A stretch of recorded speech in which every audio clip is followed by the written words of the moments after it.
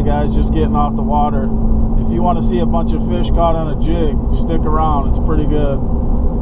But you know, the fishing's been terrible down here. You know, after the snow and the ice, the water got muddy, and usually that means fishing's on down here, and it don't matter if the water's 40 degrees. Usually they're pretty easy to catch. But last weekend I struggled. I mean, that's why I put out the catfish video. But I did get a bite on a jig later in the day.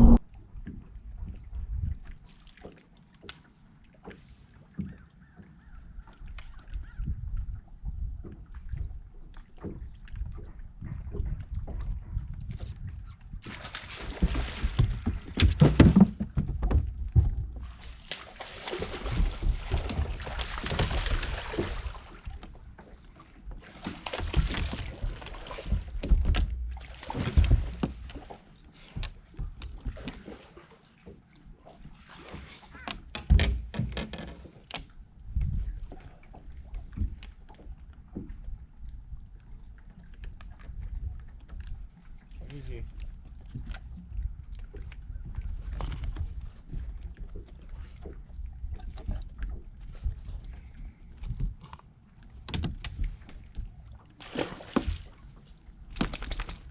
And that kind of clued me into what I did today.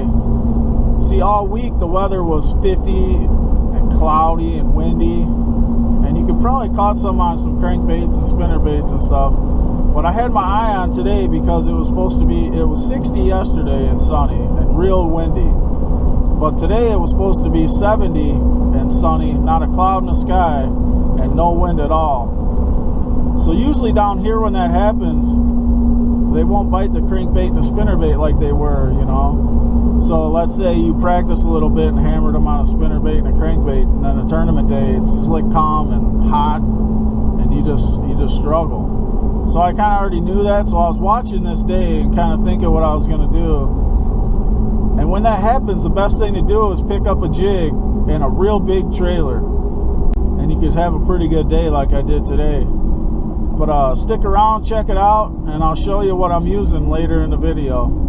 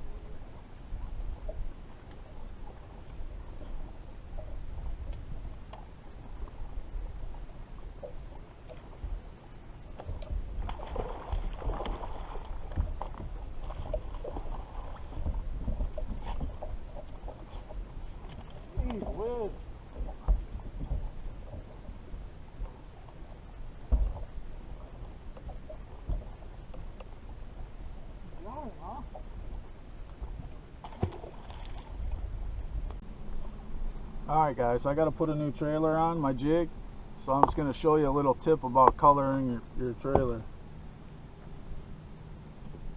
So the trailer I'm using today is a Reaction Innovations Kinky Beaver on a 3/8 V&M HD jig in Magic Craw. I think it's Magic Craw, something like that.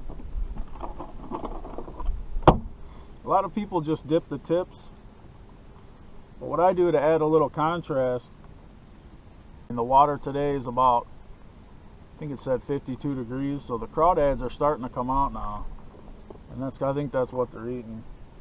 So what I'll do is I'll use orange. I see a lot of people use chartreuse, but you could do this with chartreuse too. So on this, I'll just do the little tips here, orange.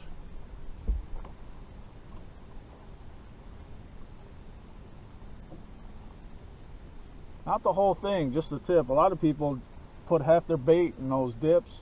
I don't use that. I just use a marker. I mean, they make a color called Dirty Sanchez if you want half your bait chartreuse, right?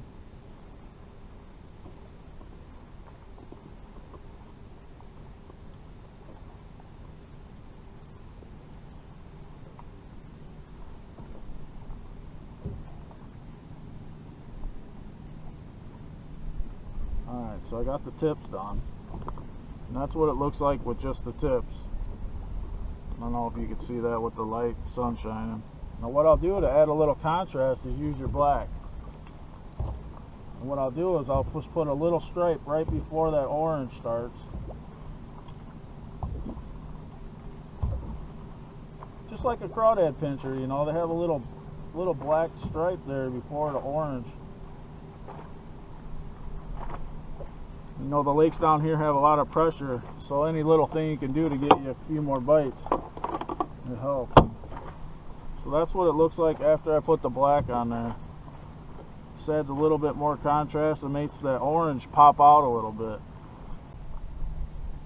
I don't know if you can see that with the light or not, but it'll just make that orange pop. So then what I'll do is I'll just cut like a 1/2 inch off.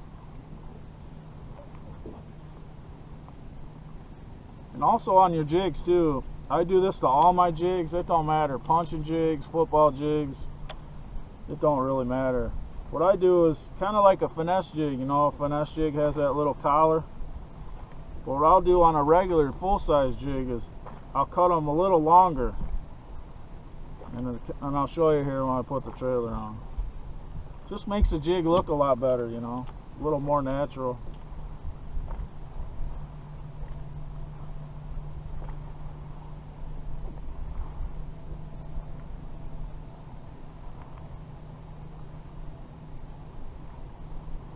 There you go. Here's the jig when it's done, ready to roll.